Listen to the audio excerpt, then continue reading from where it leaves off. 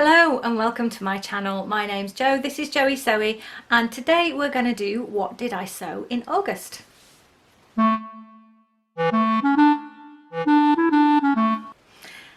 Now you need to stop right there and don't get your hopes up because August was slow. I finished one thing.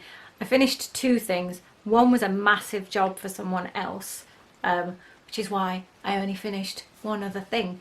I have got some other stuff to show you, but yeah, I'm filming this quite deep into September already, and it's because I've been kind of not worried, but wondering what I'm going to show you and thinking, none of the things are finished. Maybe if I just push that one over the line, I can show that as a finished article. And in the end, I had to give myself a big kick up the bum and tell myself that this channel is not about showing perfect. This channel is about showing real. So this is real. And this is really what it's like. Sometimes you don't sew a lot. Goodness me, the world doesn't end. But yeah, I've been a bit disappointed. July, I sewed a million things. It was ridiculous. And I had my little dancey video. I will probably do a dancey video, although I don't really have anything to dance in. But I will, yes, there's not so much in August. And that's fine. It's totally fine. Calm down. It's just sewing. Step away from the judgment. It's just sewing. So, if it's just sewing, what is the just sewing? First of all, it's this top. If you follow me on Instagram, and please do follow me on Instagram, then you will have seen this already. You will have seen this fairly extensively a little while ago when I finished it. I finished this right at the start of August, so this is like a million years old already. Now, in terms of the pattern, can you guess what it is? It has a seam that comes down here to here and goes along there. You seen that anywhere before? It's the Kabuki tee, which I have been talking about and making to death recently. So the seam goes from there to there. But what is different is that the Kabuki tee is both a lot wider and it doesn't have long sleeves. So I hacked the pattern. As you can see, I have basically what you do, I will insert pictures, but you take the original pattern piece, which is quite a rectangle, and you lengthen it as long as you want it to be. And then I sewed that together, tried it on, and then pinned it up much more narrow. So you get a kind of bat wing effect, and it's as simple as that. It is not a complicated hack. I really love how it has turned out. So I also narrowed down the width of the top as well, because I wanted it to be a less voluminous finish this time, because this is a more of a sweatshirting weight fabric. It has a toweling inside. You'll have seen it on a fabric haul recently, and this fabric was gifted to me by Minerva Crafts in exchange for a blog post. I think it might be December when the blog post is due to go up, because they work way in advance, so it's quite a while before you'll see the blog post. But you'll see all the details here anyway.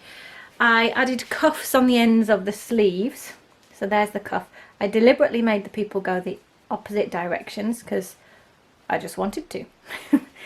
And then there was this change, so the seam line doesn't turn out. And that's the one thing I guess I am slightly disappointed about, is that I kind of thought, well, the people on this fabulous fabric are in rows, so that looks like stripes, and it kind of does look like stripes.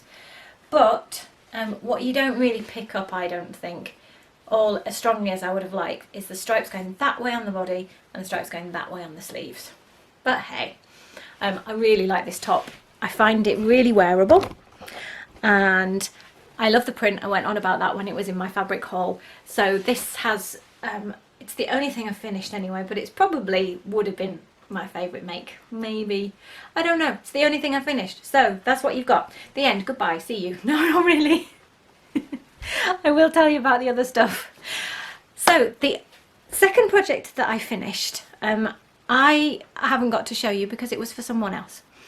And it was 3, was it 3 or 4? massive cushions for basically for church pews, huge church benches, like 12 feet long. And I didn't want to do any sewing for somebody else, but this person who asked me does a lot for me and offered to pay me, so I kind of had to say yes. I didn't want to take stuff on in August, and they asked me to do it in August, and I kind of had to say yes. And to be honest, it ruined my appetite for sewing for the whole rest of August. I'm really rubbish at sewing for a deadline, so it's probably just as well that I have never succeeded in applying for the Great British Sewing Bee. A few people have asked me recently, have you applied? Yes, I have. I've applied twice and I've never got very far. It's probably better for my mental health that I haven't because sewing to a deadline just makes me hate sewing, basically. And the upholstery fabric that I was sewing with, normally upholstery fabric is easy to work with because it's structured and it doesn't move and you're just making rectangles. What could be complicated about that? This stuff had like a rubberized backing. It had fire retardancy in it, which in this country you have to in upholstery fabric these days. But because it had this rubberized backing, basically it didn't run through the sewing machine flat. I can't remember which layer, but one layer was going faster than the other, so every single line that I sewed, and these were 12-foot long lines, ended up stretched, so it all ended up, instead of a rectangle, we had a parallelogram going on, and it was a blooming nightmare. The end result of the job, it was good enough, but it really wasn't any better than good enough. So I hated sewing for a couple of weeks. Really hated sewing. I hated doing it, and I didn't want to look at my machine at all afterwards, and that is why there is very little finished this month. But I've got one thing to show you that is a cheat, because I actually finished it I think in June, but I totally forgot. And then I've got two other projects that I nearly finished in August, but I didn't get them over the line, so they're part finished, and I'm going to show you those. So let's do something I finished way back, ancient history, June, I don't know when. So part one is a super simple t-shirt. There is absolutely nothing complicated about this at all. It's a t-shirt, nothing to write home about. It's an unspecified pattern because this is a t-shirt. It was like a age 4 to 5 year old free pattern that I then worked out. I did this for School Sewing Club 3 years ago. Got the free toddler pattern, then worked out what the chest measurement was on that, and then using photocopier just increased. So say the chest measurement was 50 centimetres and I wanted a chest measurement of 75 centimetres. Well, that's 150% of the original. It is if you do the maths. Then you do 150% photocopy and it works out. So that is how I got this. I kind of blew up, not exploded, a t-shirt pattern that I got free. So, and I don't even remember where I got it from, so I'm sorry I cannot give you a pattern reference, but it's a really simple t-shirt. It's in a very drapey viscose jersey, and the more interesting part of it, the t-shirt's very wearable, the more interesting part of it is this dingly dangly thing I have here. Now this is what I'm calling a summer scarf. So it's probably, now it's the 9th of September, utterly irrelevant. But anyway, I made it. So I was inspired, I think I saw on Pinterest some jersey scarves, and they were like $40 or more, and I was horrified at the price. And I thought, surely I could make that. And I zoomed in really closely, and yeah, it was just basically bedraggled jersey. So I thought, hey, bedraggled jersey, I can do that. And so I did bedraggled jersey, copyright the term. So I don't know, look, it's showing up fairly well. So I made it partly to wear with this t-shirt because I think it makes a t-shirt into more of a kind of dressy top. I am going to have to change your angle, but it's just meant to look like bedraggled jersey. I've ruined the look by giving it such a stupid name now. and it is really simple to make out of jersey scraps. So I will very quickly describe it to you. If you would like a better video, I did take some pictures while I was making it, so let me know in the comments down below if you would like to know in more detail how to do this, but honestly there is very little detail to how to do this. So you could do this with one long piece of jersey if you've got the right scraps. I didn't, so I joined two pieces. So the width of the first piece that I had is there, and I would say that's 40 to 45 centimetres at its longest, and its length is, you can't see that because I'm too close to the camera, is about 2 meters, because that's that folded in half. So there is the approximately triangular shape. What you can see is that then I laid that out and I just cut fringing, and that is it. So there is a tiny bit of sewing if you're joining pieces together, and there is my tiny bit of sewing. I did it with a French seam so that it wouldn't matter particularly which way round I wore the garment. And then it is triangular, so at the centre end it is deeper from top to bottom than at the other end for effect, and I just cut strands. And then when you pull the jersey, it goes into kind of a tubular like shape, as you can see. And that is it. That's everything there is to doing that. And I really like how it turned out. So I have been wearing it with other tops as well. But yeah, I really like how it turned out. It was super simple. It's good for transitional times, so autumn like this, because it just gives you a little bit of warmth around the neck. So if, like me, you get cold around the neck, then this will help you out. And it dresses up a t-shirt because you can have it in matching colours. So that is item number 2. Totally didn't make it in August, but I did make it, and it is finished. Let's move on to item number 3, which I totally did make in August, but it is not finished. So I now feel like a human teddy bear. This is the I Am Zebra, I think. Let me check.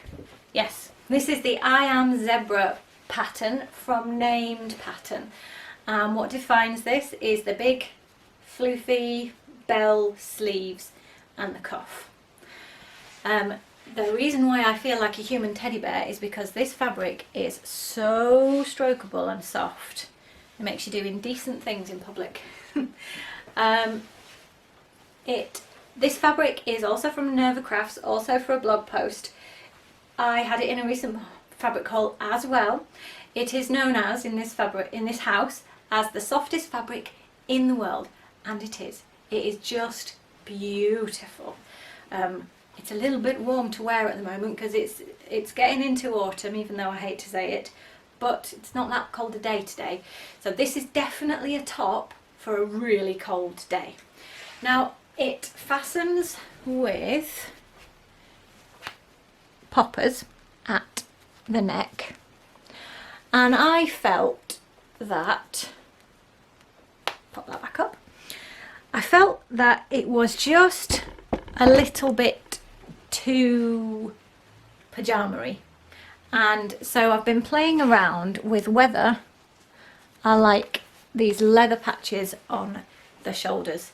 I should also say that because there's no stretch in this fabric at all, I needed to do the neckband in a separate fabric, and I only just got away with doing the cuffs in the furry fabric. So there's a close-up of the furry fabric. It's so gorgeous. It's got such a deep nap as well. You have to be careful laying it out so that you get it in the right direction. But because it's so kind of teddy bear, I am playing around with whether I want leather patches on the shoulders, and I've been hand sewing them on. That one I've finished. I haven't got them the straightest in the world, and this one I've actually got a needle hanging off me because it's still pinned on, and that's what's not finished about it. So it is mostly finished, but I put it on and I thought, yeah, not really day-to-day wear, but I quite like the patches. So I think we're going to go with that. And I have hand sewn them on. As I said, I could have machine sewn them, but I didn't want to go near my machine at that point because it's not because of my new machine, I just couldn't face sitting at the machine. I wanted to sit on the sofa, and so I've been hand sewing with these little crosses, which was basically, I did it by accident. I was going to do running stitch and I decided partway through, I quite fancy doing a cross pattern, and so I did. So I really like this. I have not worn it out yet because it's not finished. It has pins and needles hanging off it. But I am pleased with it and it will be finished soon. How I am going to dance in this, that I don't know. Now the third thing, I can't count. The next thing and the last thing are some jeans. And I will put them on and then I will talk to you about them. So I'm back in the red t-shirt, and these jeans are the Morgan jeans by Closet Case Patterns. And essentially I've made these jeans 3 times. Oops. Now one of the bits that's not finished is there's no button, and there's a fly, but there's no buttons in the fly either. So I hope I'm not going to flash you.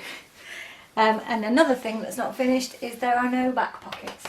So the look of a jean will be much better once there are back pockets. There are belt loops, and there are front pockets. So this is my attempt at the Morgan jeans by Closet Case Patterns.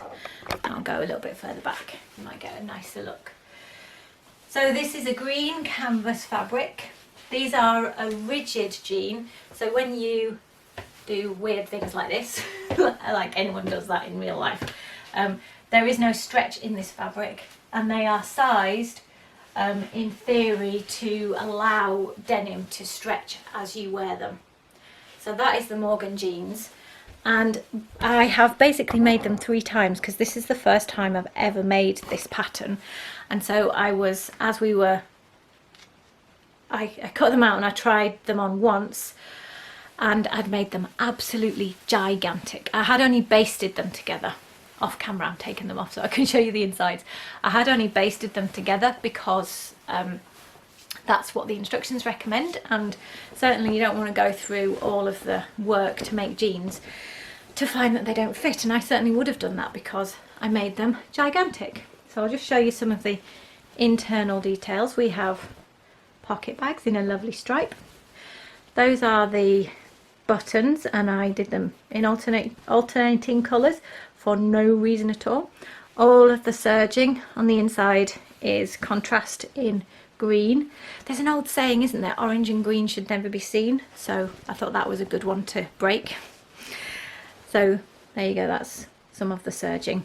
So this is the final round of making them. The first time they were gigantic. The reason why they came out gigantic was because they're rigid denim, and a lot of the advice online is, oh gosh, they come out really tight, and they do come out really tight, but I'd overcompensated a lot for that.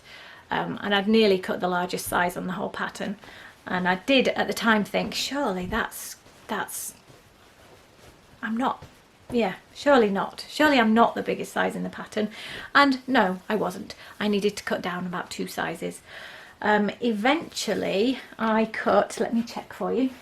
Eventually I cut the size 12, this is US sizes, and graded it down at the waist a little bit as well.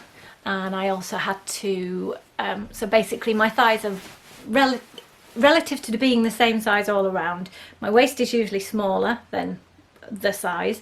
My thighs and hips are usually slightly bigger. My knees are a little bit big as well, which is a funny one, but it's true, especially when you're working with rigid denim. And then I'm also shorter, so I had to do all of those adjustments. So first time came out too big, second time made lots of adjustments and it was fine, but it was still basted together, so then ripped it all apart again.